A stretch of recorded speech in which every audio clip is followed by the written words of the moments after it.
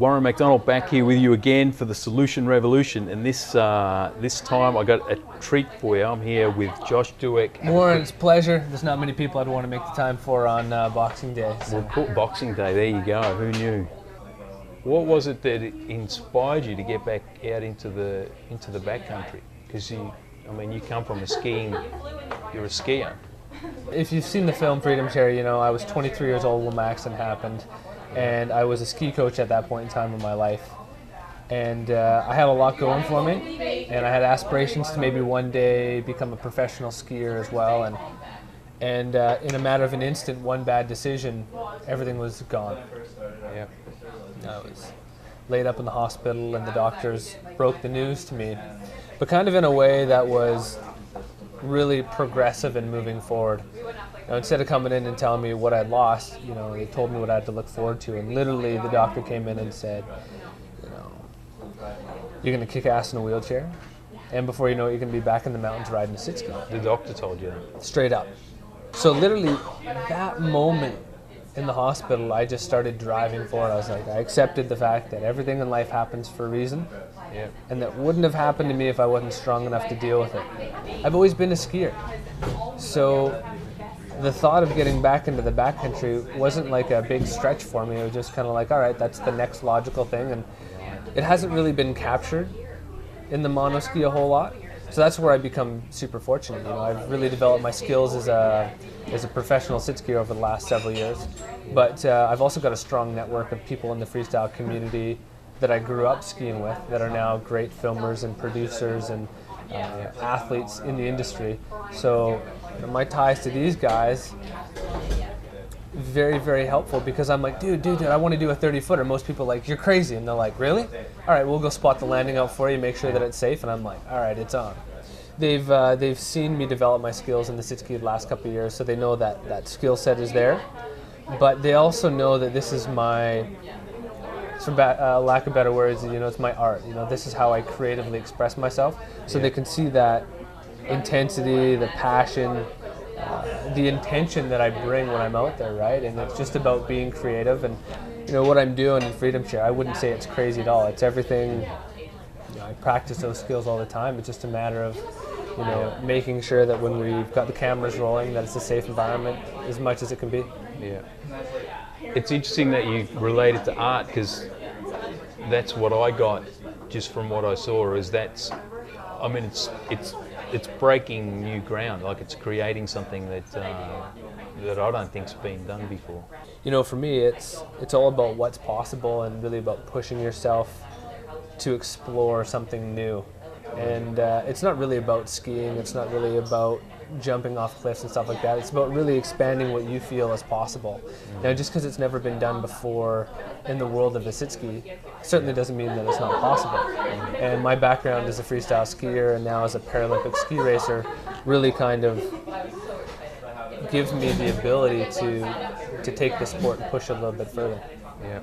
I'm already the film Freedom Chair just came out recently, and I'm already seeing a ton of people come out of the woodworks that are like, I want to be a professional free skier, I want to do this and I want to do that.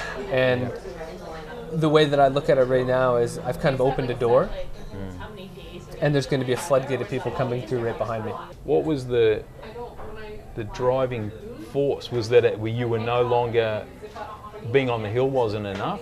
It was just kind of this energy that was inside of me that wanted to go play outside of the boundaries. And I guess a part of me, the reality is I've acquired a disability, and that slows me down in many aspects of my life. It's super tough. There's no two ways about it. Pushing around a chair can be very arduous at times. But when you put me into my ski, it literally opens up the entire world. It's the moments in my day where anything is possible. So then I take all this creative energy that existed before my accident, things that I wanted to do that I never had a chance to really try and pursue.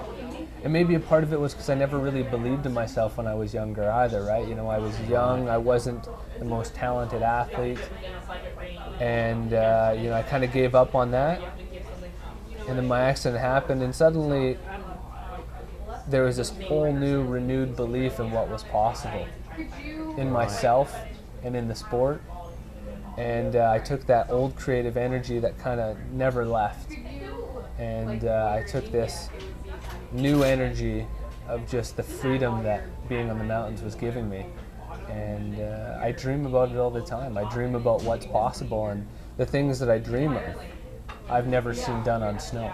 I don't want to say blowing through it, those voices of doubt still come in all the time, Is this what I want to be doing with my life? Do I want to continue to be taking these risks? Are the risks worth it?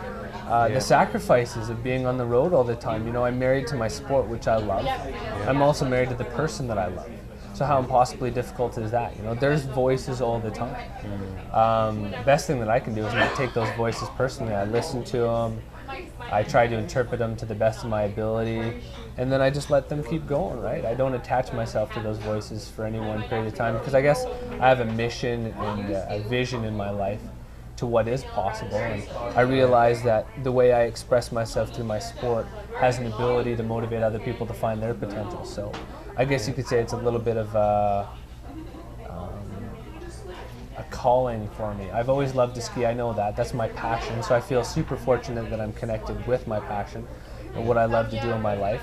And when all these other doubts and insecurities and fear kind of come creeping in, which I think they do for everybody in every aspect of our life, I kind of acknowledge them, accept them, and just let them keep moving forward, and then go back to what I focus on and what I love to do, and it's a part of a bigger picture for me. The things that I've done, I refer to it as is that I'm chasing this connection that I really only find outside in the mountains, and I think we saw that in Freedom Chair. I'm glad you noticed that. That is what it is for me. It's a state of presence. You hear a lot about being connected, being in the moment, being present. If you're anything but present and connected to the moment, connected to the environment and nature, when you're in the mountains, you're going to get hurt if you're not connected. The mountains are very alive, they're breathing, they're active. You have to be very aware of your surrounding and your environment. I like to take in a couple of deep breaths just to center myself, appreciate where I'm at and the opportunities that are being presented. And then you surrender to what's possible. When you drop in, something great can happen. You can slash a few turns down there and do something that you never even dreamed was possible. But you also put yourself at stake where you might crash and burn and fail. That was one of the big challenges of competing at such a global stage like the Paralympics. You train, this is something that I love to do, skiing is my art, skiing is my passion, but when you put yourself up in that environment and you fall, you make a mistake, you're putting yourself up to fail in front of everybody, and that can be really an emotional conflict going on in your head. So again, that's the importance of just taking a couple of deep breaths for me, and just enjoying that moment, enjoying and appreciating, the opportunity that's being presented, and that excitement, that anticipation is kind of like Christmas Eve. What's under the tree. I love my sport dearly because it's given me so much in my life. It's my passion. It fuels me. It's the wood that keeps the fire stoked. But it's also a platform to work on. I've been put in this position for a reason.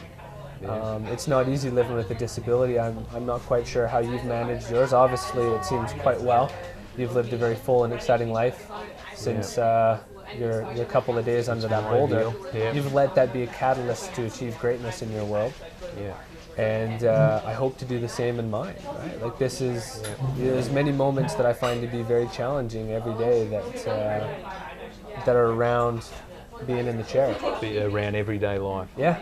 But it's almost like watching you ski though. All that drops away. I think that's where the freedom part comes in. That I see anyway when I see the film. Yeah, and it keeps me motivated for enjoying the challenges that present themselves that have come along with the package. Right. There's a lot of things that I find challenging in life that have nothing to do with the chair, and a lot of things that I find challenging that have to do with the chair. But given that I have that catalyst skiing in my life to keep me motivated and keep that fire stoked, I actually choose to enjoy and embrace all these challenges. They actually make me stronger every day, and then I can bring that mentality right back onto the mountain and vice versa, so it feeds each other quite nicely.